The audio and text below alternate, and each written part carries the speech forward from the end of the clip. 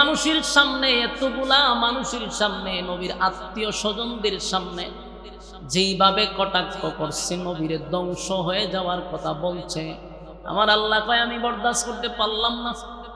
আমার বন্ধুরে গালি দিলি, আমি বরদাস্ত করতে পারলাম না। তাই আল্লাহ জবাব দেওয়ার জন্য দাঁত ভাঙ্গা জবাব দিছে, সূরা লাহাব নাজিল করে। এটা আল্লাহর প্রতিবাদ।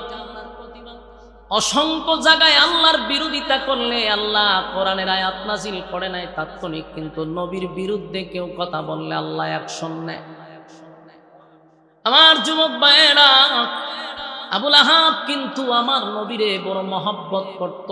কোরআন নাজিলের আগ পর্যন্ত, কালেমার ঘোষণা দেওয়ার আগ পর্যন্ত নবীরে ভালোবাসত। এত সম্পর্ক ছিল, এত সম্পর্ক ছিল, মানুষের সামনে গর্ব করে বলতো এটা আমার ভাতিজা, আমার ভাতিজা, আমার ভাইয়ের সন্তান, আমার ভাই নাই রে, আমার ভাইয়ের একটা বংশ বিস্তার হবে, আমার ভাইয়ের বংশধর, খুব গর্ব করে বলতো। আর এত সম্পর্ক ছিল, নিজের দুইটা ছেলে, আবু লাহাবের দুইটা ছেলেকে আল্লাহর নবীর দুইজন মেয়ের সঙ্গে বিবাহ দিছে। চিন্তা করছেন, আবু লাহাব নবীর আপন চাচা, আবার বিয়াই নবীর একজন মেয়ে হলো কুলসুম নামক একজন মেয়েকে বিয়া দিছে তার এক ছেলের সাথে। আরেকজন হলো রুকিয়া, ওনারও বিবাহ দিছে। তাহলে একদিকে কি চাচা, আরেকদিকে কি সম্পর্ক কম থাকলে হয় না বেশি থাকলে কথা হয় না। এতটা সম্পর্ক হওয়ার কারণে,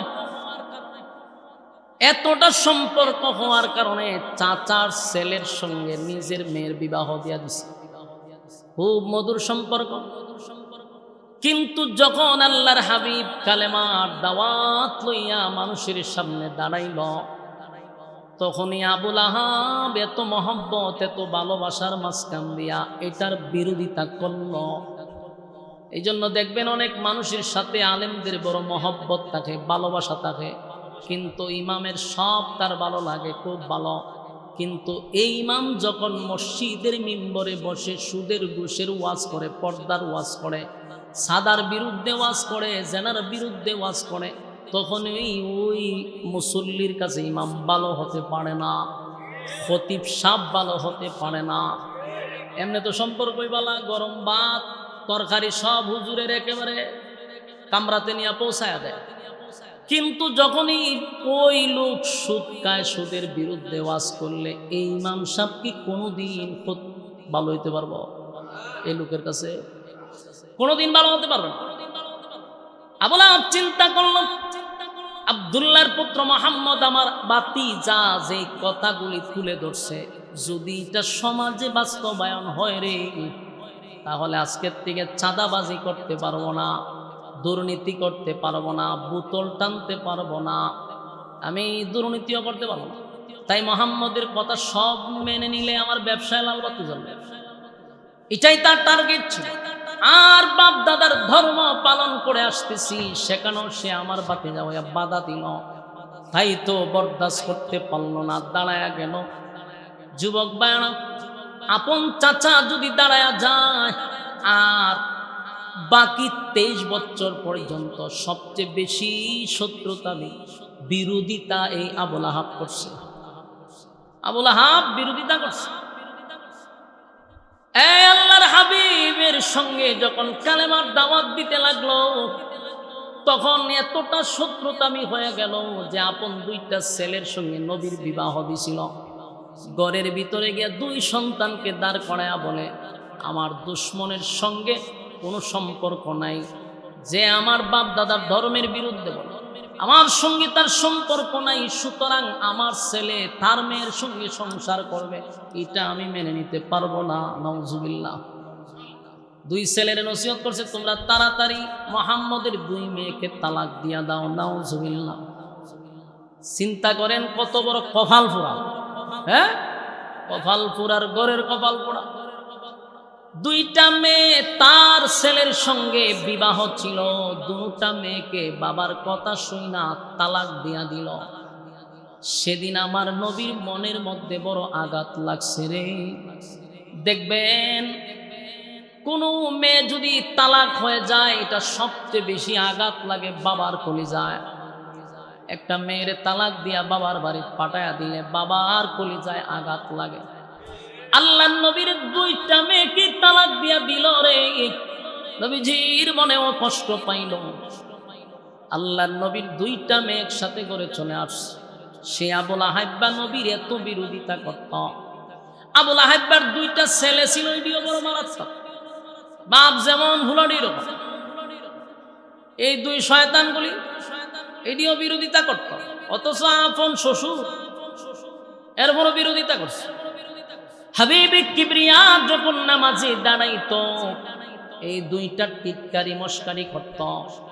আল্লাহর হাবিব একদিন খানায় কাবার সামনে যখন নামাজ পড়তেছিল, নবীজি সিজদায় গেছে।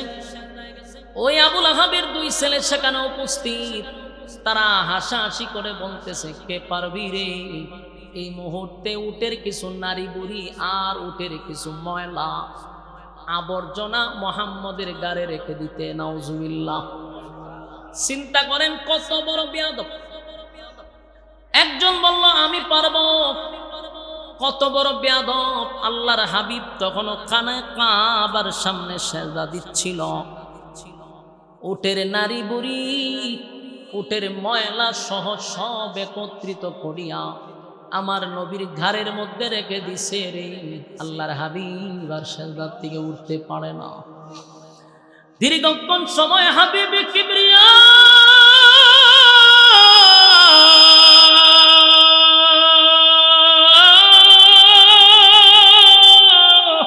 আল্লাহর কুদরতি পায় সেজদা দেয় রে। বেঈমানের বাচ্চাগুলি এখানে দাঁড়াইয়া মুস্কি মুস্কি হাসে, আর নবীর গাড়ের মধ্যে নবীর কাঁধ মুবারকে ওই সমস্ত ময়লাগুলি এক জায়গায় রেখে দিছে। এটার ওজন নবী বহন করতে পারলো না, সেজদার থেকেও মাথা তুলতে পারতেছে না। হঠাৎ করে রাস্তা দিয়ে আবু বকর সিদ্দিক রাদিয়াল্লাহু তাআলা আনহু যখন যাচ্ছিল, নবীজির এই অবস্থা দেখে পাগল হয়ে গেছে। নবীর কাছে যাইতে গেলে তারা আবুল আহাব্বার পোলারা বাধা দেয়, যাইতে দেয় না। নবীজির সাহাবী হযরত আবু বকর দৌড়াইয়া ফাতেমার কাছে গেছে। নবীজির কলিজার টুকরা ফাতেমা তখনও ছোট, গিয়া বলল, ফাতেমা তোমার বাবা খানায় কাবার সামনে নামাজরত অবস্থায় আছে। ওই আবুল আহাবের ছেলেরা, কিছু দুষ্ট লোকেরা আমার হাবিবের কাঁধের মধ্যে উটের নারী বুড়ি রাখছে। নবীজি সেজদা থেকে উঠতে পারতেছে না। আম্মা জান, ওই যে আবু বকর সিদ্দিক রাদিয়াল্লাহু তাআলা ওই কথা যখন ফাতেমাকে বলেন, ফাতেমা দৌড়াইয়া খানায় কাবার সামনে গিয়া দেখে কতগুলা বেঈমানগুলি দাঁড়াইয়া হাসতেছিল, আর আমার নবী সেজদায় পড়ে আছে, উঠতে পারে না। ফাতেমা সেখানে গিয়া বলে, এই মক্কার মানুষেরা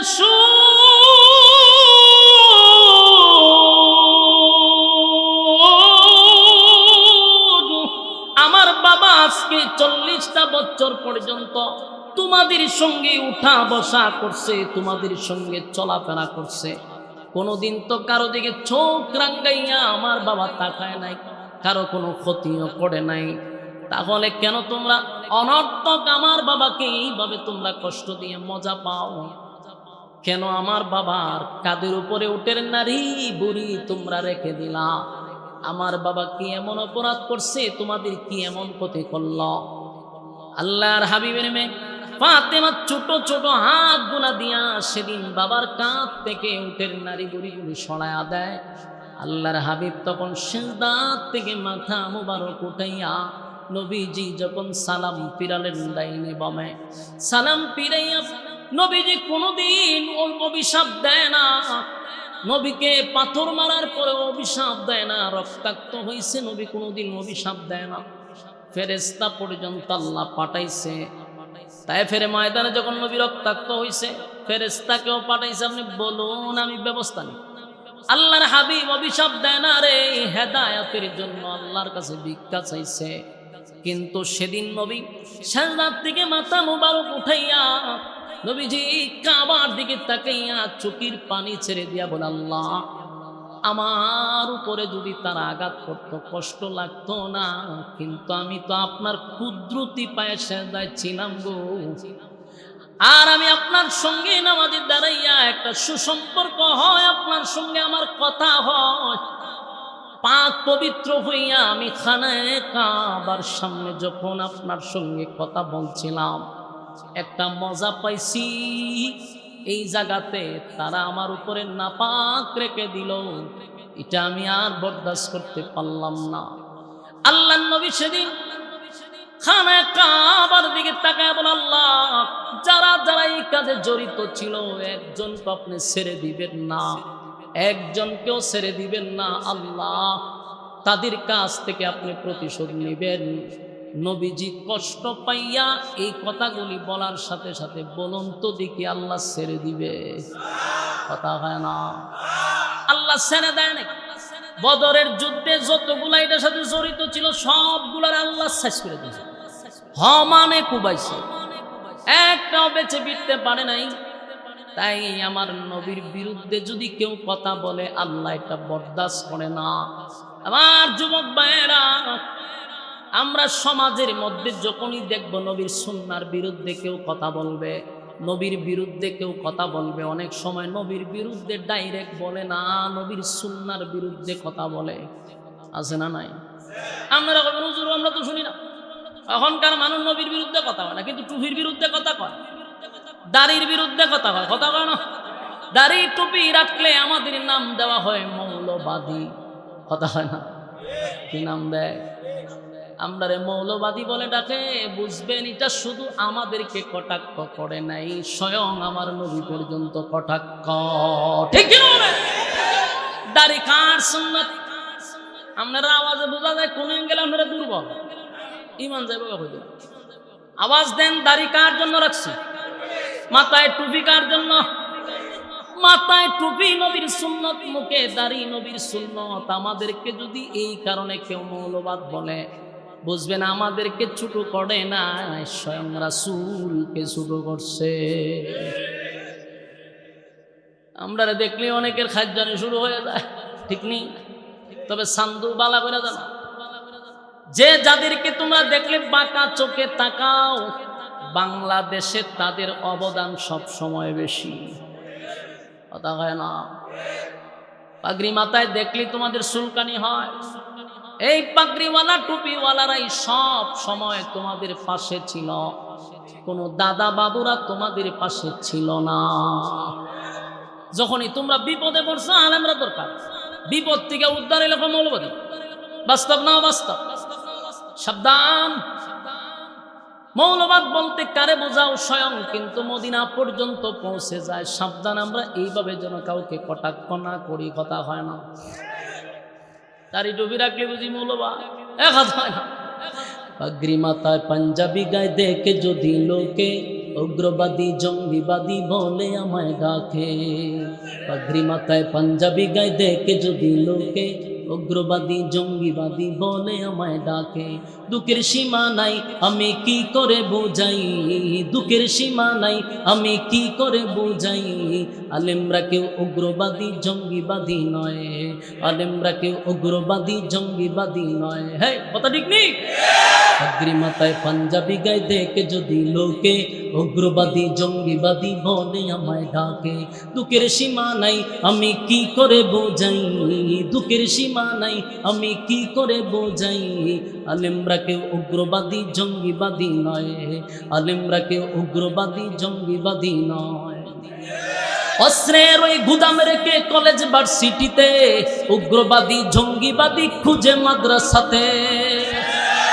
বাস্তব না বাস্তব? আমরা বাস্তব। উগ্রবাদী জঙ্গিবাদী কোথায় থাকে? হ্যাঁ, বাল কলেজ ভার্সিটিতে রান্দা পাওয়া যায়, অস্ত্র পাওয়া যায়, আর এক খুঁজে মাদ্রাসা। হাস্যকর, বলুন কি হাস্যকর? অস্ত্রের ওই গুদাম রেখে কলেজ ভার্সিটিতে উগ্রবাদী জঙ্গিবাদী খুঁজে মাদ্রাসাতে, ঠিক কিনা? এই মাদ্রাসাতে খুঁজলে কি আর জঙ্গি পাওয়া যায়? হ্যাঁ, মাদ্রাসাতে খুঁজলে কি আর জঙ্গি পাওয়া যায়?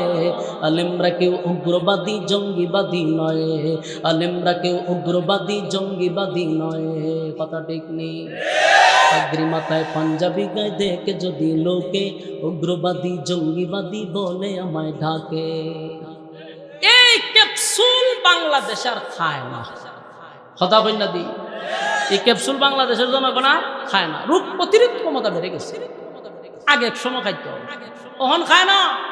এই ক্যাপসুল বারবার খাওয়াই না, কারণ রোগ প্রতিরোধ ক্ষমতা এখনকার জেনারেশনদের বেড়ে গেছে।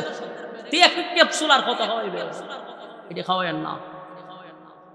আল্লাহর রাসূল সাল্লাল্লাহু আলাইহি সাল্লামের লেবাস আলেমরা ধরছে। কথা কয় না?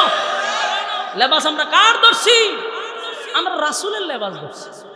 সুতরাং আমাদেরকে ছোট করলে এটাতে মদিনাওয়ালা ছোট হয়ে যায়। কথা বুঝুননি? হ্যাঁ, কিতা ওইদিকে তাকান না, এইদিকে তাকান। তো আমরা নবীর সুন্নাহ রাখি, নবীরে খুশি করবার লাগে। মাথায় ফাগরি দে কারে খুশি করবার লাগে? নবীরে খুশি করবার। পাঞ্জাবি ভরি নবীরে খুশি করবার লাগে। সুতরাং আমরা অন্য কাউরে খুশি করি না। এটার কারণে যদি আমরা অপবাদ দেওয়া হয়, এই অপবাদ কই পর্যন্ত যায় হিসাব আছে? সম্মানিত সুধী, তো আমি যেটা বলতেছিলাম, সাবধান। রাসূলের বিরোধিতা কেউ করে না সরাসরি, কিন্তু যখন রাসূলের সুন্নাহ নিয়ে বিরোধিতা করবে, বুঝবেন এর উদ্দেশ্য ভালো না। এর উদ্দেশ্য ভালো না। ডাইরেক্ট বলতে পারে না, ইনডাইরেক্ট বলে। তো উদ্দুর মাথা তো আমরা আছে, এই জন্য যেখানে এটার প্রতিবাদ করা দরকার আছে না নাই, প্রতিবাদ করতে হবে। আমরা কি এর প্রতিবাদ করতাম? কোন চায় আমরার মধ্যে প্রতিবাদ আছে, আমরার মধ্যে আবেগ বেশি, বিবেক কম। বাহিরের লোকেরা তো গালাগালি করবে, এখন যে লেবাসদারি লোকেরাও গালাগালি করে আলেমদেরকে নিয়ে, এটার প্রতিবাদ করেন না কেন? হ্যাঁ, প্রতিবাদ কেড়ে করেন না? কিছুদিন আগে ব্রাহ্মণবাড়িয়াতে আমাদের পুরা ব্রাহ্মণবাড়িয়ার কৃতি সন্তান, রাজপথের লড়াকু সৈনিক আল্লামা শেখ সাজিদুর রহমান সাহেবকে নিয়ে কত বড় সাহস, কত বড় তার কলিজা, দাঁড়ায় গালি দিচ্ছে। আলহামদুলিল্লাহ, ব্রাহ্মণবাড়িয়া তো প্রতিবাদের ঝড় উঠছে। এইভাবে প্রতিবাদ করতে হবে, না হলে মুনাফিকরা লেবাসদারি, লেবাস দইরা দইরা আলেমদেরকে গালি দেয়। উদ্দেশ্য তো এখানে না, এটা মদিনা পর্যন্ত। বাস্তব না বাস্তব? এরপরে দেখেন, বাংলাদেশের মধ্যে যদি সবচেয়ে বড় আলেম থাকে, এর মধ্যে একজন উল্লেখযোগ্য, এশিয়া মহাদেশের মধ্যে একজন আলেম হলো জাতীয় মসজিদের খতিব বর্তমানে আব্দুল মালেক হাফিজাহুল্লাহ। বাংলাদেশের মধ্যে ওয়ান পিস একজন আলেম। সব দলের মানুষ এটা সাপোর্ট করতে বাধ্য। এত বড় একজন বিজ্ঞ আলেম, আবার জাতীয় মসজিদের খতিব। এই অত বড় একজন আলেমকে প্রকাশ্যে আইসা যেই সমস্ত কুরুচিপূর্ণ বক্তব্য দিছে লেবাসদারি মৌলবীরা, কয়জন তার নামে মামলা দিছে? বলেন কয়জন মামলা দিছে? কেন আমাদের ওলামায়ে কেরাম নাই ঢাকাতে? উনার ছাত্র নাই? আমরা যে তাদেরকে ছাড় দিতেছি, এদের বুকের ফাটা তো বেড়ে যেতেছে। প্রত্যেকটা আলেমদের কলিজায় রক্তকরণ হয়েছে তার এই কুরুচিপূর্ণ বক্তব্য দিকটা। এটা আবার হইল আমাদের আব্বাসী সাহেবের কাছের লোক, ছাত্র, খাদেম। আব্বাসী সাহেবকে আমার এই মেসেজ হলো, আপনাকে আমাদের কওমি অঙ্গনের আলেমরা কিন্তু মহব্বত করে, এটা ভুলা যায় না। বাংলাদেশে যদি আপনি 100টা মাহফিল করেন, এর 85% মাহফিল তো আমাদের অঙ্গনে আপনি করেন। আমরা আপনাকে ভালোবাসতে শুরু করছিলাম। আমাদের অধিকাংশ মাদ্রাসায় আপনাকে দাওয়াত দেওয়া হয়। আমাদের বড় বড় শায়েখদের সাথে আপনাকে দেখে আমরা অত্যন্ত আনন্দ পাই যে বিজ্ঞ একজন আলেম দরকার। কিন্তু আপনার ছাত্র যে ব্যবহারটা করছে, এটা ক্ষমার যোগ্য না। কথা কয় না? যদি আব্বাসী সাহেবের ছাত্র না হইতো, তাহলে আমি আশরাফি আজকে কি পরিমাণ গাইলাম হইলে। এখন ওনার দিকে তাকায় আছি, আপনি যথাযথ ব্যবস্থা আপনার ছাত্রের বিরুদ্ধে নেন। আপনার প্রতি যে সম্মান আর ভক্তি আর শ্রদ্ধা আছে আমাদের, এটা কিন্তু দিন তো দিন কমে যাবে। শুধু তাই নয়, একটা সময় দরজার বাঁধ ভেঙে গেলে আমাদের মুখে আর তালা লাগাইতে পারবেন না। সুতরাং বাংলাদেশের অসংখ্য আলেমদের হৃদয়ে রক্তকরণ হয়েছে, একটা বক্তব্য নয়, পরে সে আবার লাইভে আইসা আরো যে কুরুচিপূর্ণ বক্তব্য দিছে, এটা মাহফিলে প্রকাশ করার মতোই না। চিন্তা করেন তার মুখের ভাষা কত বিশ্রী।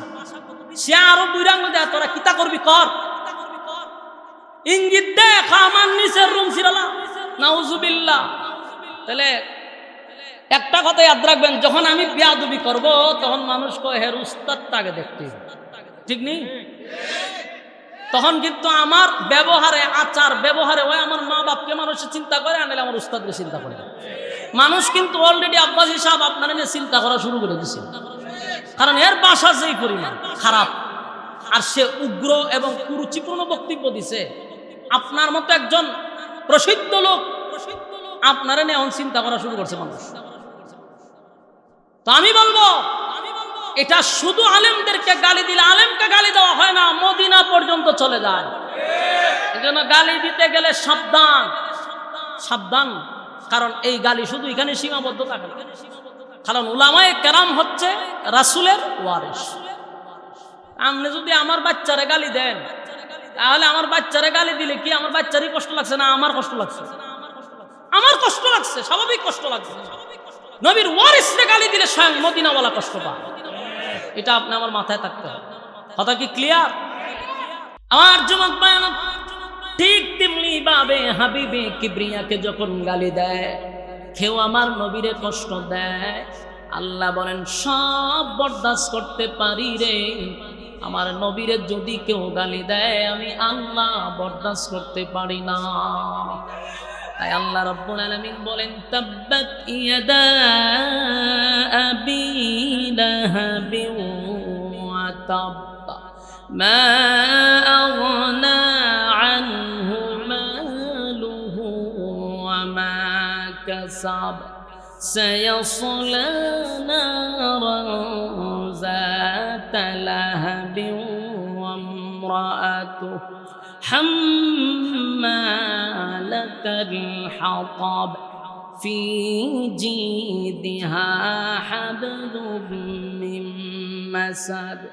আল্লাহ রাব্বুল আলামিন বলেন, যখন আবু লাহাব আমার নবীর বিরুদ্ধে বক্তব্য দিল, আমি আল্লাহ স্পষ্ট ঘোষণা দিলাম, এ আবু লাহাব, আমার নবী ধ্বংস হবে না, বরং আমি আল্লাহ বলে দিলাম তুই ধ্বংস হবি, তোর 2 হাত ধ্বংস হবে এবং তোর মাল আওলাদ কোনটাই কাজে আসবে না। কাজে আসে নাই আমার যুবক ভাইরা।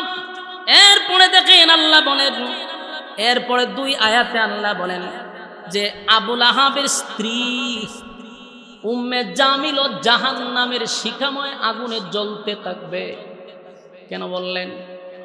আবু লাহাবের স্ত্রী পর্যন্ত জাহান্নামের আগুনে জ্বলবে, কারণ তার মৃত্যুর পরেও আল্লাহ বলেন তার গলার মধ্যে জাহান্নামের রশি লাগানো হবে। এই কথা কি আমার আপনার আল্লাহ নিজে বলছে? যখন এই সূরা আয়াত নাজিল হয়ে গেল, এই আয়াত যখন নাজিল হয়ে গেল, তখন তাদের কাছেও খবর পৌঁছে গেছে, আবু লাহাবের বউয়ের কাছে খবর গেছে, শুনছনি তোমাদের বাতিজা, তোমার বাতিজার আল্লাহ তোমাদের বিরুদ্ধে একটা সূরা নাজিল করছে, তোমার বিরুদ্ধে, তোমার স্বামীর বিরুদ্ধে। তোমার বাতিজা বলছে তোমাকেও নাকি, তোমার বাতিজা বলছে তোমাকেও জাহান্নামের আগুনে জ্বালানো হবে। এই কথা শুনে আবু লাহাবের বউ একটু মেজাজ গরম ছিল, মারাত্মক মেজাজ গরম। এই কথা শোনার পরে সে একটা পাথর হাতে লইছে, পাথর হাতে লইয়া তার উদ্দেশ্য হলো আমার বিরুদ্ধে এত বড় কথা বলা হলো, সাথে সাথে পাথর লইয়া গেছে নবীরে মারবার লেগে। চিন্তা করছেন এই মহিলাটা একটা পুরোপুরি বেড়ার মতো নই, কথা ঠিক নেই? এরকম বেড়ার মতো কিছু মহিলা আসেনি সমাজে, মাধ্যমা বেড়াও পারে না।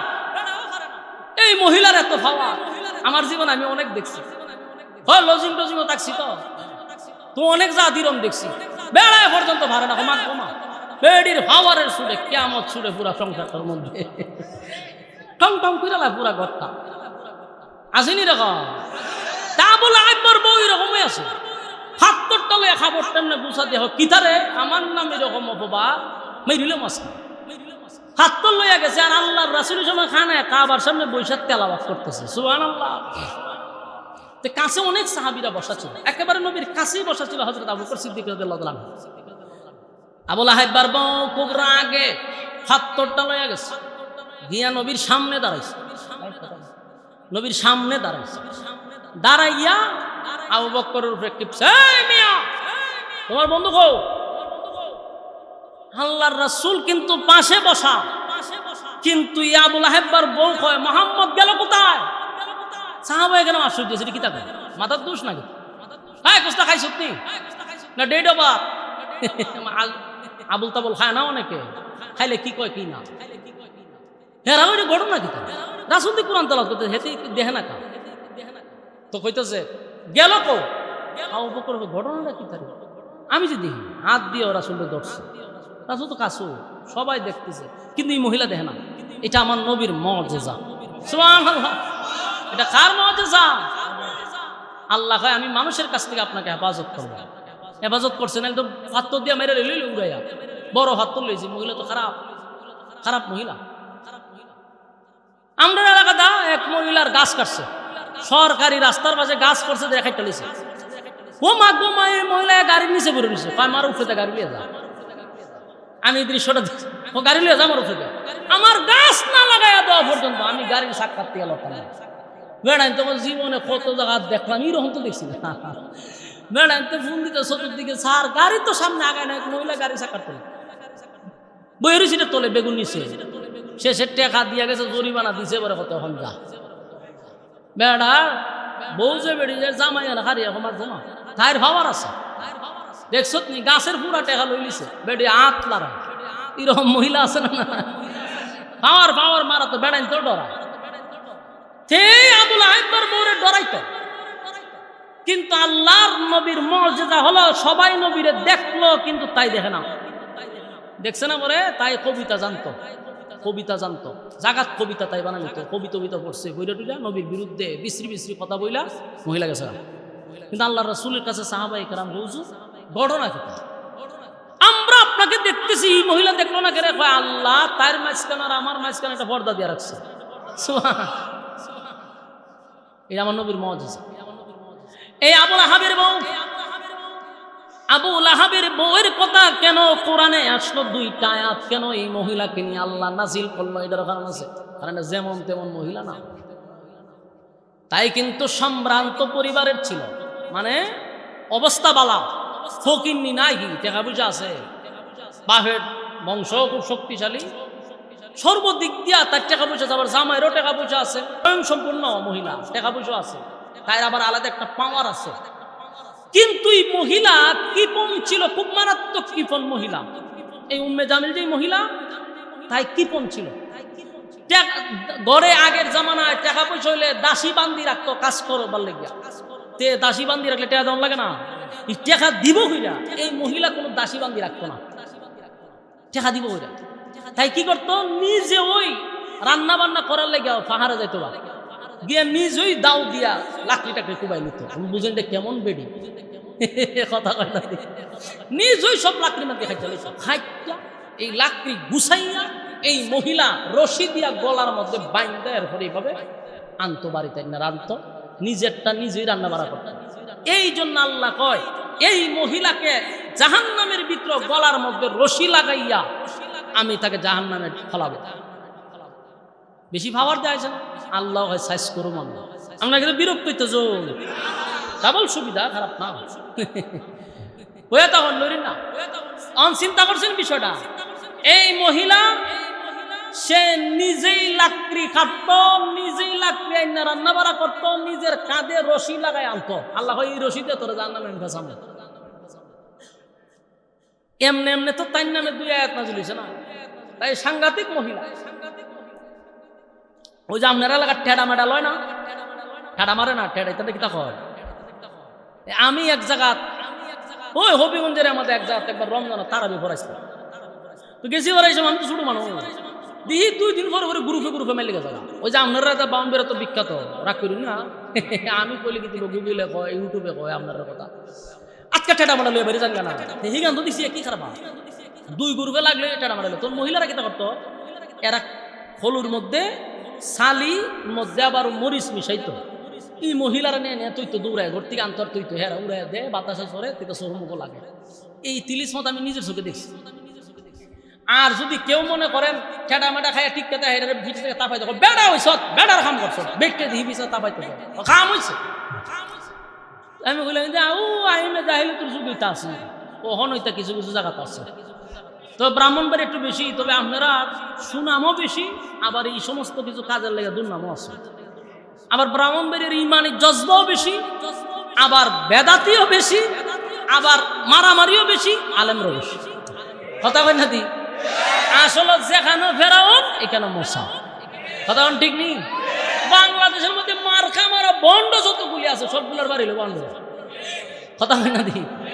যতগুলা লালিল বাতি লাগায় উঠে সবটির বাড়ি গো ব্রাহ্মণ বাড়ি আবার বাংলাদেশের এই জায়গায় সবচেয়ে বড় বড় আলেম যেখানে এটা হলো ব্রাহ্মণ বাড়ি যেখানে ফেরাউন এখানে মোসা বাস্তব না বাস্তব আর যুবক বালক আল্লাহ রাব্বুল আলামিন বলেন এই মহিলা এমন এক মহিলা সাংঘাতিক ছিল সমাজের মধ্যে যত দরবার লাগাইতো মহিলা লাগাইতো ঘরের ভিতরে কাউরে শান্তি দিত না এই মহিলাটা ছিল তখনকার মধ্যে সবার ঘরে ঘরে যদি কুন্দল লাগে দরবার লাগাই দিলে হে লাগাই দিত কাউরে শান্তি দিত না হে আবুল আহাবের বউ প্রত্যেকটা ঘরের মধ্যে দ্বন্দ্ব লাগাই রাখত এবং আবুল আহাবের বউয়ের ব্যাপারে বলা হয়েছে আল্লাহর হাবিবের বিরুদ্ধে যত দুশ্মনী হইতো এই আবুল আহাব্বার বউ সেটারে সাপোর্ট করত নাউজুবিল্লাহ বাড়ি দিয়ে কইবা আবুল আহাব্বা নবীর বিরোধিতা যা করত বেশিরভাগ নিজের বউ উম্মে জামিল সাপোর্ট দিয়া দিত অথচ আপন বাতিজা আপন চাচি আল্লাহর নবী একদিন চোখের পানি ছেড়ে দিয়া কান্না শুরু করলো নবীর চোখ দিয়া মুক্তার দানার মতো টপ টপ করে পানি পড়তেছে আল্লাহ জিব্রাইলকে একদিন পাঠায় জিব্রাইল আইসা দেখে আমার নবীর চোখ বেয়ে বেয়ে যেন পানি পড়ে আল্লাহ কয় জিব্রাইল নেই আমি সব বরদাস্ত করতে পারি কিন্তু আমার নবীর বিরুদ্ধে যদি কেউ কথা বলে আমার নবীর চোখ দিয়া যদি পানি পড়ে আমি মালিক বরদাস্ত করতে পারি না দেখ আমার বন্ধু কেন কান্দে আমার বন্ধু কেন কান্দে গো জিব্রাইল কয় হুজুর হঠাৎ করে আপনার মনে এত কষ্ট চোখ দিয়া মুক্তার দানার মতো আপনার পানি পড়তেছে আল্লাহ আমারে পাঠাইছে কেন কান্দেন সেটা জানার জন্য জিব্রাইলকে আল্লাহর নবী বলেন জিব্রাইল রে আমার কলিজার ভিতরে যা ঘটতেছে যা হইতেছে সব তো আমার মালিক জানে জানার পরেও কেন পাঠাইলো আল্লাহ বলেন বন্ধু আপনার জবান দিয়া বললে আমার ভালো লাগে আপনি বললে আমার কাছে একটু ভালো লাগে জানিও আপনি কন আমি শুনি তাই বন্ধুরে আল্লাহ বলেন বন্ধু বলেন কি অভিযোগ আমার কাছে পাও নবীজি কান্নে আর বলে মালিক জন্ম হওয়ার পরে বাবারে দেখলাম না মাও কিছুদিন পরে দুনিয়ার থেকে বিদায় হয়ে গেল চলে গেলাম আমি উম্মে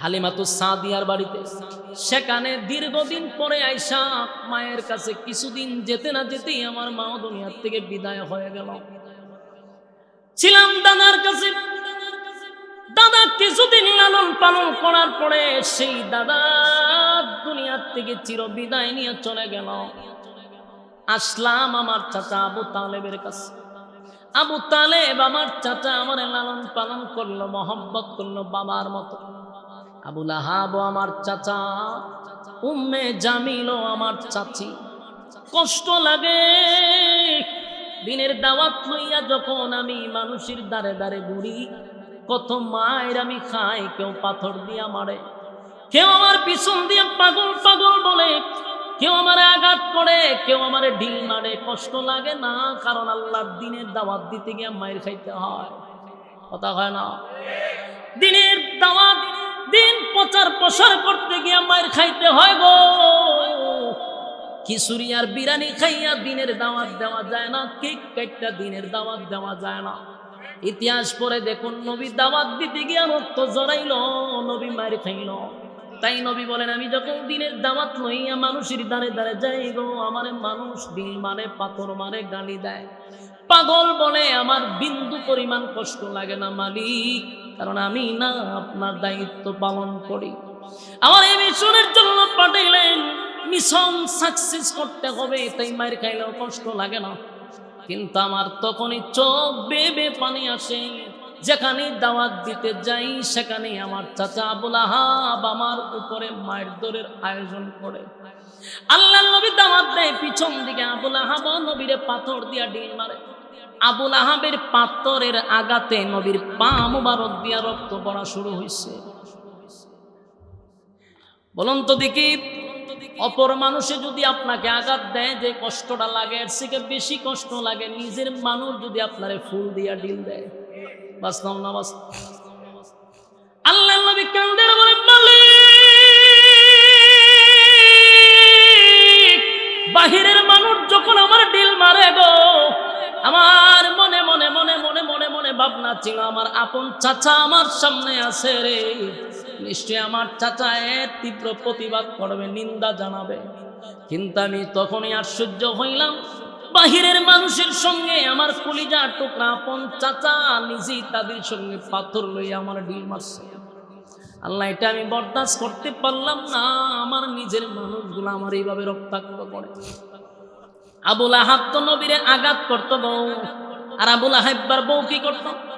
আবুল আহাব্বার বউ মানুষের কাছে গিয়া কইতো, আমার বাতিজা আমার দুইটা ছেলেরে দিয়া তার সঙ্গে সম্পর্ক করছে, আমার থেকে বেশি মোহাম্মদ রে কেউ চিনে না।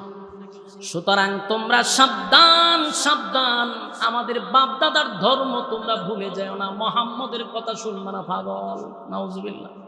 চিন্তা করছেন কত খারাপ মহিলা। নবীজির দিনের কাজে বাধা দিত এই মহিলা। সে লাকড়িয়ান্ত পাহাড় থেকে আসার সময় কিছু কাঁটা নিয়ে আসতো, এই কাঁটাগুলা নবীর বাসার সামনে দিয়া রাইকা চলে যেত। আল্লাহর হাবিব এই কাঁটা যখন নবী ফজরের সময় যখন মসজিদের ভিতরে ঢুকত, খানায় কাবায় যাওয়ার জন্য যখন প্রস্তুতি নিত, নবীর পা মোবারক দিয়া যখন কাঁটাগুলি ঢুকত, এই মহিলা দূর থেকে টিটকারি করত আর হাসতো আর মজা পাইত। জোরে কোন নাউজুবিল্লাহ। আপন চাচি হই নবীর কষ্ট দেখে হাসাহাসি করে রে। নবীর এই কষ্ট দেখে মহিলা বড় আনন্দ পায়। এই মহিলা এত খারাপ, শুধু খারাপ না, মারাত্মক খারাপ। আল্লাহর নবীর কাছে একবার কোরআনের আয়াত আসা বন্ধ হয়েছে, মানে নবীর উপরে আয়াত আসা বন্ধ হয়ে গেছে। কেন বন্ধ হয়েছে? আমার নবী তার ওজন বহন করতে পারে না, লোড নিতে পারে না, তাই নবীর রেস্টের জন্য আল্লাহ বন্ধ করছে। এই মহিলা নবীর কাছে গিয়া কয়, আব্দুল্লাহর পুত্র মুহাম্মদ, তোমার কাছে একটা শয়তান আসতো, এখন দিয়ে আর আসে না। চিন্তা করছেন এই মহিলা?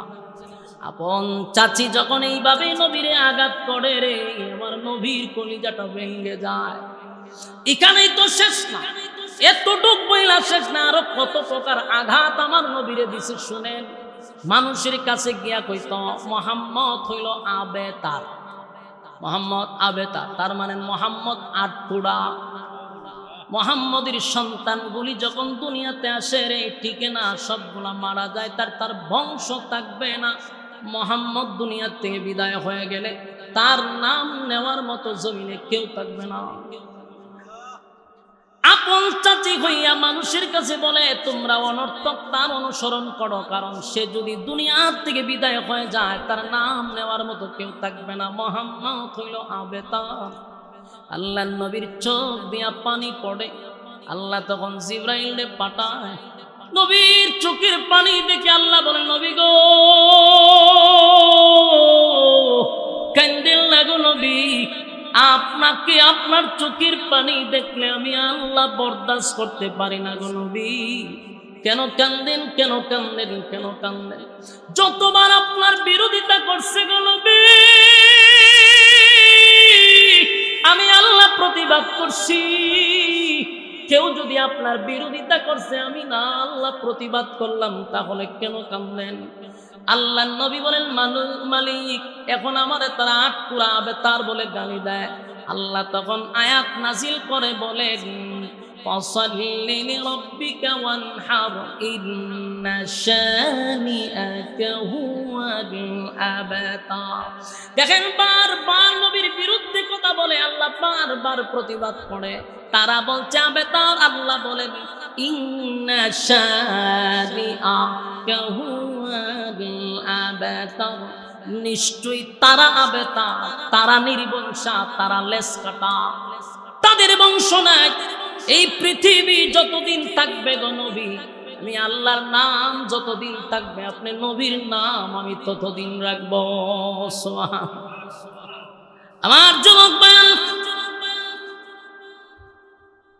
আমার ভাইরা, কথাগুলি মনোযোগ দিয়ে শুনেন।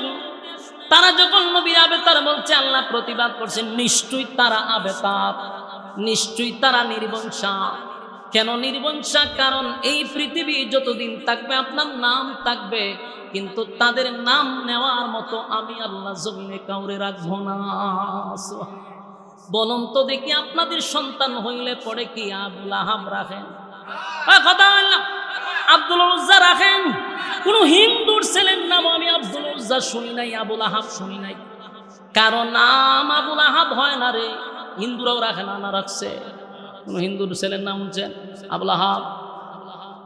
আল্লাহ কয় তাদের নাম নেওয়ার মতো জমিনে কেউ থাকবে না, কিন্তু কিয়ামত পর্যন্ত আপনার নাম মানুষের জবানে থাকবে, সেকেন্ডে সেকেন্ডে আপনার নাম উচ্চারণ হবে।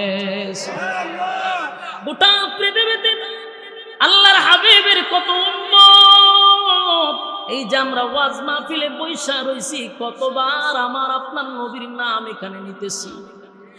আমার নবীর নাম শোনা মাত্র আমরা বলি সাল্লাল্লাহু আলাইহি ওয়াসাল্লাম। এরকম আপনি আমার মতো হাজার হাজার কোটি মানুষ এই মুহূর্তে নবীর দুরূদ সালাম রওজায় পৌঁছায়া দিচ্ছে, অথচ বেঈমানের বাচ্চাগুলি বলছে আল্লাহর হাবিবের নাম নেওয়ার মতো কেউ থাকবে না, কেউ থাকবে না। তাই আল্লাহ বলে, বন্ধু এই জন্য বুঝি কান্দেন? কান্দেন না, কান্দেন না, কারণ আপনার নাম আমি রাখবো গো নবী। টেনশন করার কোনো কারণ নাই। পয়গম্বর, আপনার নাম জমিনে থাকবে, আমার নামও বলবে, আপনার নামও থাকবে। এই জন্য আমার নবীর জন্য আল্লাহ একটা সূরা নাজিল করছে, সূরা কাউসার সূরা। এই সূরাটা হলো শানে রাসূল। আরেকটা সূরা হলো সূরা ইখলাস, এটা হলো শানে ইলাহি। একটা হলো আল্লাহর শানে, আরেকটা হলো বন্ধুর শানে। জোরে জোরে কোন সুবহান।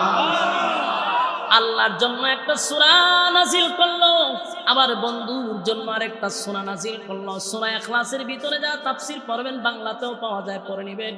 এখানে আল্লাহর সম্মান ছাড়া আর কোনো কথা নাই, শুধু আল্লাহর সম্মান। এই জন্য এটাকে শানে ইলাহি বলা হয়, আল্লাহর প্রশংসা, আল্লাহর একত্ববাদ। একত্ববাদী খোদার ব্যাপারে এই সূরা এই ভিতরে ছাড়া আর কোনো আলোচনা নাই। আর সূরা কাউসারের ভিতরে ঢুকে দেখবেন শুধু নবীর শান, মান, মর্যাদা নিয়ে আলোচনা। আল্লাহ কয়, বন্ধু কেন আপনি কষ্ট পান? সব জায়গায় তো আমি আপনারা রাখছি, এদেরকে আপনি সমালোচনা করতে দেন, এদের সমালোচনায় আপনি মন ভাঙবেন না। যদি মন ভাঙে না, মন ভাঙে, সামনের কাজগুলো কে করবে? তাই পাছে লোকে কিছু বলে, কথা না বলুন, পিছনের লোকের কাজ হলো কিছু বলা। কথা বল না দিক, পিছনের লোকের কাজ কি? বলা। আপনি যদি এদের কথা শুনতে যান, সামনে আগাইতে পারবেন? জীবনে যদি সফল হতে চান, তাহলে পিছনে কান না দিয়া সামনে আগান, আপনার গন্তব্যে পৌঁছতে হবে। কারণ পিছনে যে বক বক করে, তার কোনোদিন আপনার জায়গা পর্যন্ত সে পৌঁছতে পারবেও না, পারবে না। বিদায় তো আপনার পিছনে লাগছে, আর আপনি কারো পিছে লাগেন না, এই জন্য আপনাকে সামনে নিতেছে। মাথায় রাখবেন, মন খারাপ করবেন না। যখন দেখবেন কেউ আপনাকে নিয়ে সমালোচনা করে, কেউ আপনাকে নিয়ে বৈঠক করে, দোকানে, শ্বাসতলে, সব জায়গায়, বুঝবেন আপনি কিছু একটা হইছেন। সুবহানাল্লাহ, কথা বলেন। আপনি বুঝুন আপনি কিছু একটা হইছেন। যদি আপনার নিয়ে সমালোচনাই না হয়, তাহলে কিতা হইছে? আপনি কিচ্ছু হইছেন না তো। সাধারণ মানুষকে নিয়ে কেউ সমালোচনা করেন, প্রতিষ্ঠিত মানুষকে নিয়ে মানুষ সমালোচনা করে। তাই বুঝবেন আপনি কিছু একটা হইতেছেন, তাই আপনি কান দিবেন না, তারে সমালোচনা করতে দেন। কথা হয় না? তারে সমালোচনা করতে দেন, তার আটকাইবেন না। এক বুজুর্গ মাঝে মধ্যে তার খাদেমরে দিয়ে 1 কেজি মিষ্টি বাড়াইতো একজনের বাড়িতে। তা খাদেমে মিষ্টি নিয়ে দেহে সর্বনাশ, এই লোক তো আমার শায়েকের বিরুদ্ধে প্রতিদিন গালাগালি করে।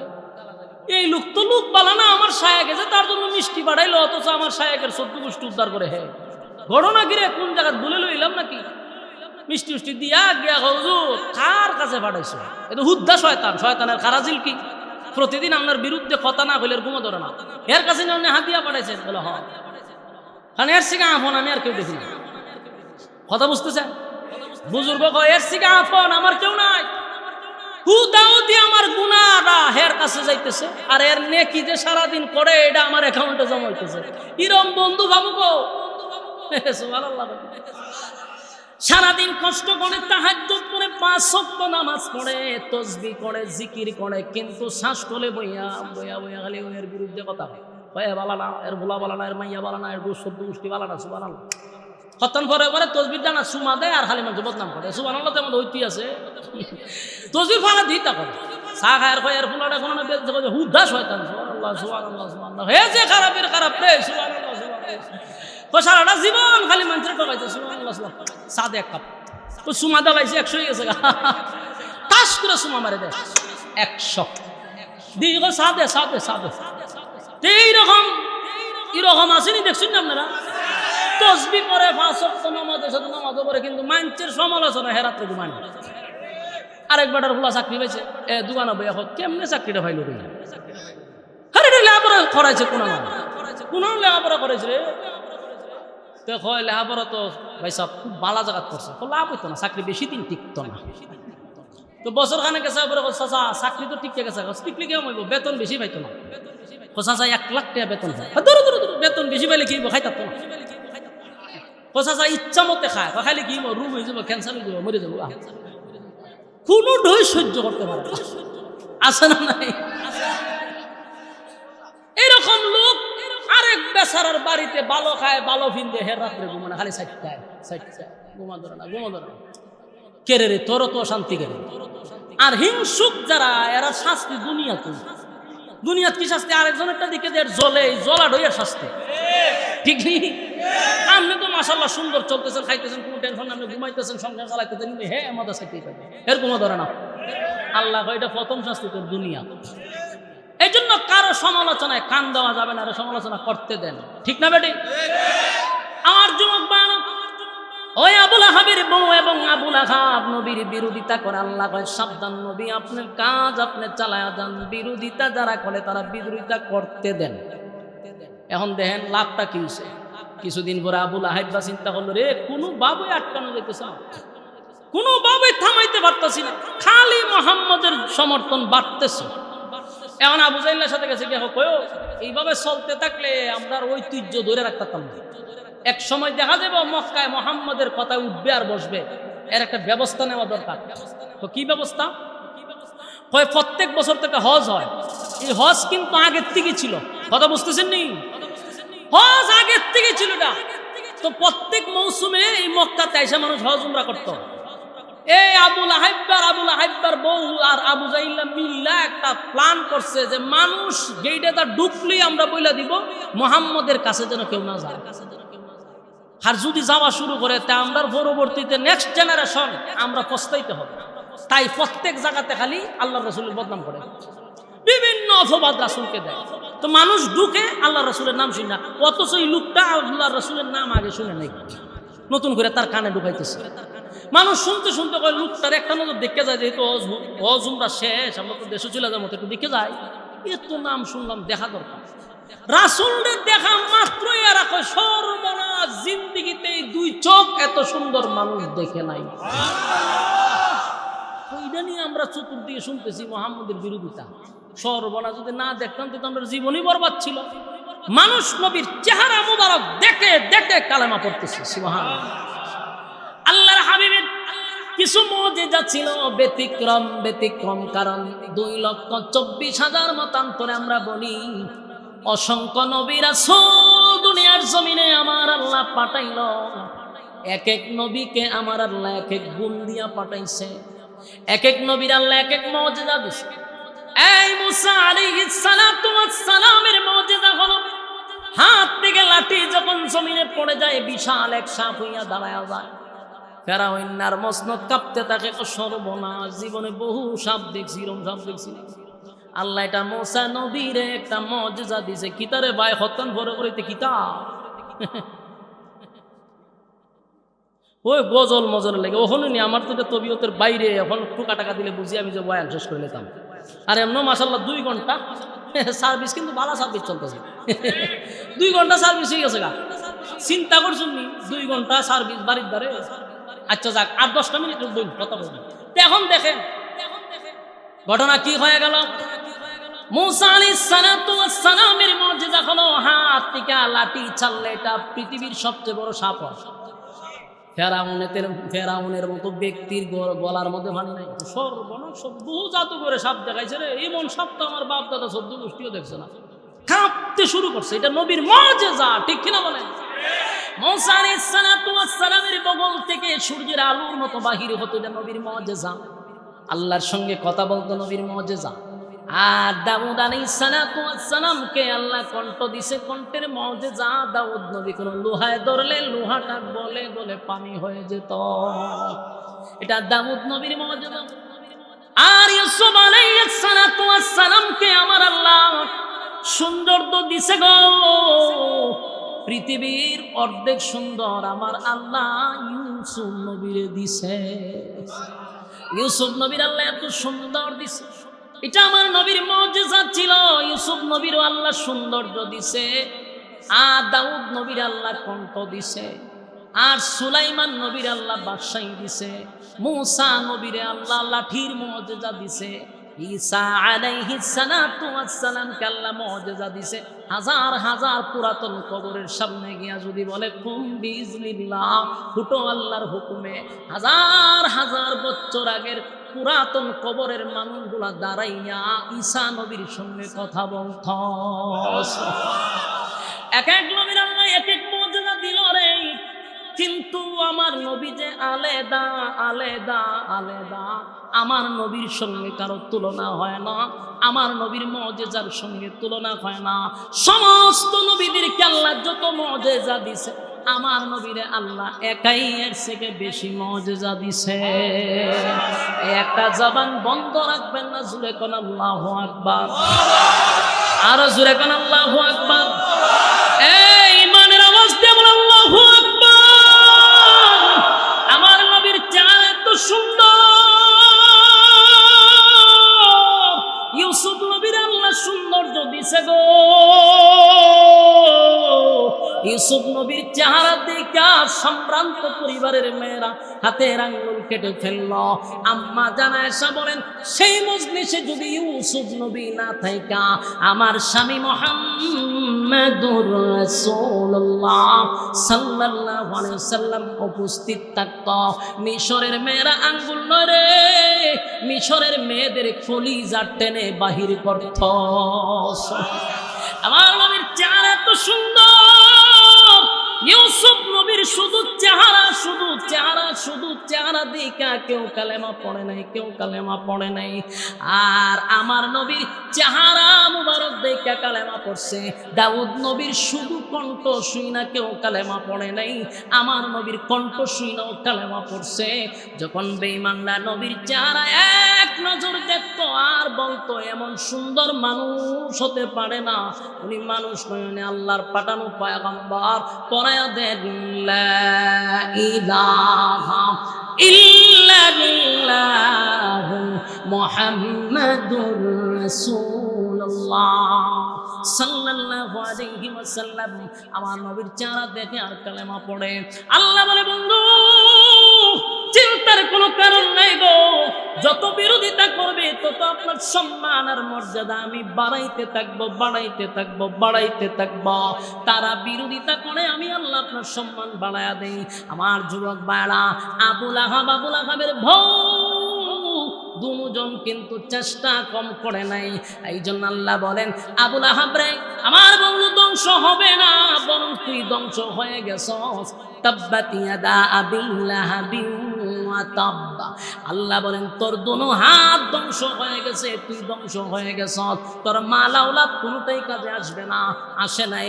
আবু লাহাবের বদরের যুদ্ধের পরে আবু লাহাবের শরীরে আল্লাহ একটা রোগ দিছে, এটার নাম হলো বসন্ত রোগ। কি রোগ? আবু লাহাবের বসন্ত রোগ হয়ে গেল। আরব দেশের তখনকার একটা সিস্টেম ছিল, বসন্ত রোগটারে তারা খুব ভয় পাইত, মনে করত এই রোগটা যার হয় তার কাছে গেলে তার রোগ হবে, তাই এটারে শ্বাস রোগ মনে করত। আবু লাহাবের কাছে কেউ যায় না গো, কেউ যায় না। এই লোকটা এই রোগে আক্রান্ত হইয়া একটা সময় আবু লাহাব মারা গেল। মারা যাওয়ার পরে তার সন্তানগুলা বাবার কাছে যায় না, ওই রোগের ভয়ে বাবার কাছেও যায় না। বলুন তো দেখি, এই সন্তান দিয়া কি আবু লাহাবের কোনো উপকার হয়েছে? আবু লাহাবের কাছে সন্তান যায় না, তারা বাড়ি ঘর ছেড়ে চলে গেছে, লাশটা পচে গলে গেছে, কিন্তু কেউ তারে দাফন করে না। একটা সময় তার সন্তানগুলি আইসা অন্য মানুষ বাড়া কইরা আইনা তার বাবারে একটা গাতা কইরা খনন কইরা মাটি খনন করে বাঁশ দিয়া ডাক্কাইয়া হাত দিয়ে ধরছে না, বাঁশ দিয়া দূর থেকে নাকে দইরা এইভাবে গর্তের ভিতরে ফালাইয়া ছাপা মাটি দিছে। বলুন তো দেখি, যে সন্তান নিয়ে গর্ব করত, যেই মাল দিয়া সে গর্ব করত, এই মাল আওলাদ কি তার কোনোটাই কাজে আসছে? আল্লাহ কয়, তোর মাল আওলাদ কোনোটাই কাজে আসবে না, আসে নাই। আবু লাহাবের জিন্দেগি বরবাদ আমার নবীর বিরুদ্ধে লাইয়া, আমার নবীর বিরোধিতা কইরা সে সাকসেস হইছে না ধ্বংস হইছে? নেক্সট টাইমও যদি নবীর কোন ওয়ারিসদের বিরুদ্ধে আপনারা দাঁড়ান, পেপা যান, গালাগালি করেন, ওয়াদা দিলাম আবু লাহাবের বংশধররা যদি নবীর ওয়ারিস আলেমদেরকেও গালি দেয় রে, তাদের পরিণতি এমনটাই হবে। ঠিক কিনা বলেন?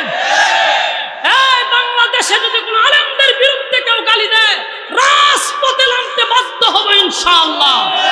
আর একটা কথা হলো, ওই বেয়াদব যদি প্রকাশ্যে ক্ষমা না চায়, আমি বলবো আব্দুল মালিক সাহেবের ছাত্র যেই পরিমাণ বাংলাদেশে আছে, তারা যদি কেঁপে যায়, আস্তানা থাকবে না। জাতীয় মসজিদের ক্ষতি, আল্লাহু আকবার, ইসলাম জিন্দাবাদ, আল কোরআনের আলো, আল হাদিসের আলো, সতীয়ার পক্ষ থেকে, মাস্টার বাড়ির পক্ষ থেকে, সম্মানিত সুধী, মূল কথা হলো ওয়াজ নসিহত থেকে আমরা, এটা হলো 1 নাম্বার, ধন সম্পদ দিয়া কেউ গর্ব করবেন না। এই গর্বটা ছিল আবু লাহাবের। সন্তান নিয়ে কেউ গর্ব করবেন না, এই সন্তানের গর্ব ছিল আবু লাহাবের। তাই সুসন্তান তৈরি করুন, মাদ্রাসায় পড়ান, দ্বীনি ইলম শিক্ষা দেন, কোনোদিন সন্তান এরকম বেয়াদব হবে না।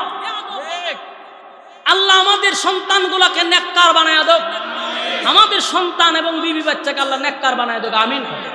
সম্মানিত সুধী, আপনাদের ব্রাহ্মণবাড়িয়াতে বড় বড় মাদ্রাসা, হক্কানি উলামায়ে কেরাম, এটা ব্রাহ্মণবাড়ি একটা উর্বর জমিন, এখানে আলেম তৈরি হয়। ব্রাহ্মণবাড়িয়া ওয়াজ করলে শ্রোতা যদি হয় 1000, এর মধ্যে 500 টাকা আলেম, ঠিক নেই? সুতরাং এটা আলেমদের এলাকা। আলেম ওলামাদের এলাকায় যদি আমাদের কোনো বিজ্ঞ আলেমদেরকে কেউ গালি দেয়, ঘরে বসে কি আমরা ললিপপ কামু?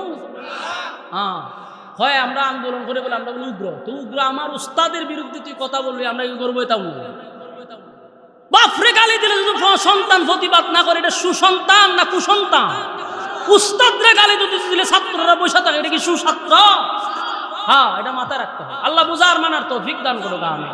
সম্মানিত সুধী, 2 ঘন্টা সার্ভিস হয়ে গেছে। আমরা যে কথাগুলি শুনছি, কথাগুলির উপরে বলনেওয়ালা শুননেওয়ালা উভয়কে সহি আমল করার তৌফিক দান করে, আমিন।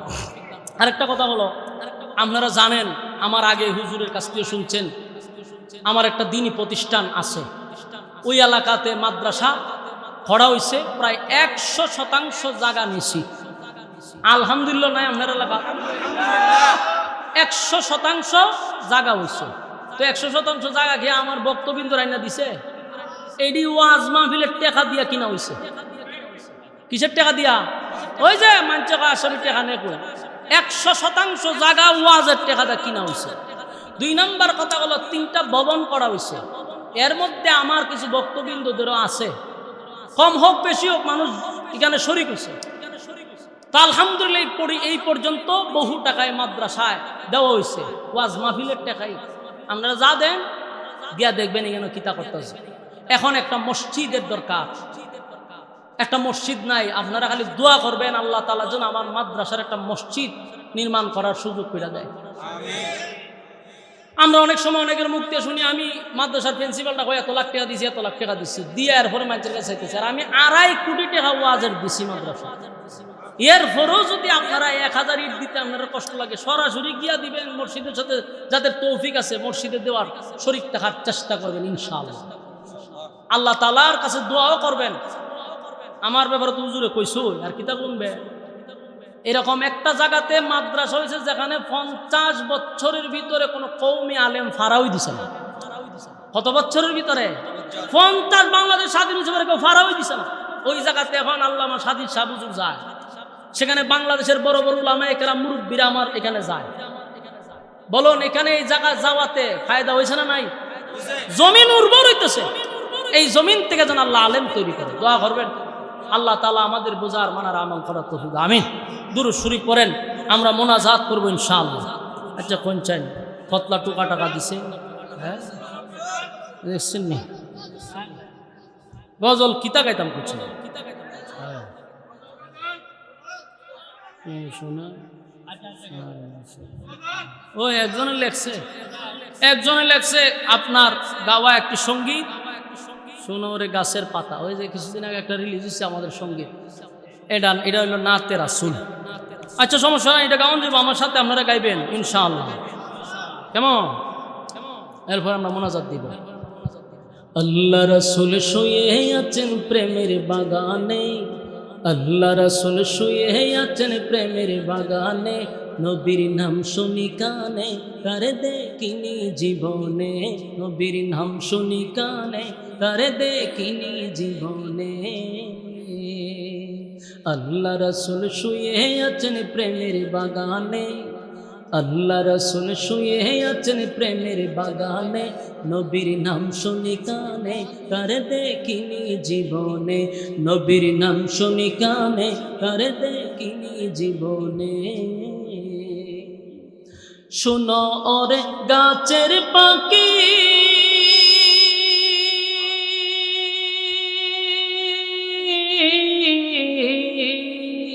করছো কেন ডাকা ডাকি,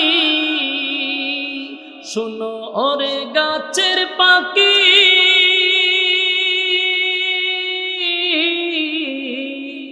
করছো কেন ডাকা ডাকি, ওরে ডালেতে থাকিয়া বুঝি, ডালেতে তাকিয়া বুঝি পুচ্ছ নবীকে, নবীর নাম শুনি কানে।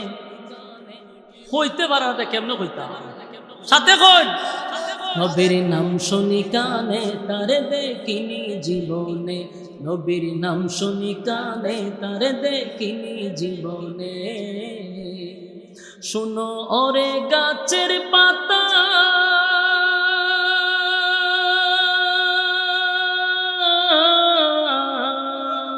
করছো কেন নড়াচড়া, শুনো ওরে গাছের পাতা,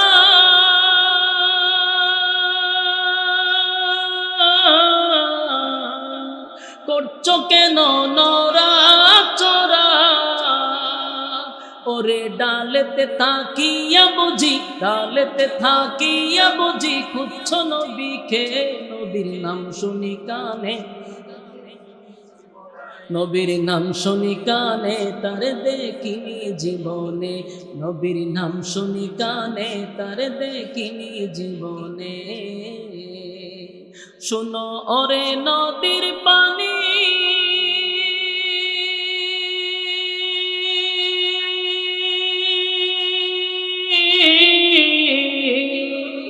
করছো কেন ছুটা ছুটি, শোনো ওরে নদীর পানি,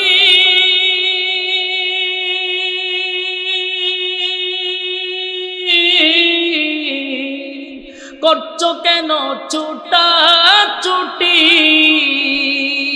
ওরে নদীতে থাকিয়া বুঝি, নদীতে থাকিয়া বুঝি কুচ্ছ নবীকে, নবীর নাম শুনি কানে কারে দেখিনি জীবনে, নবীর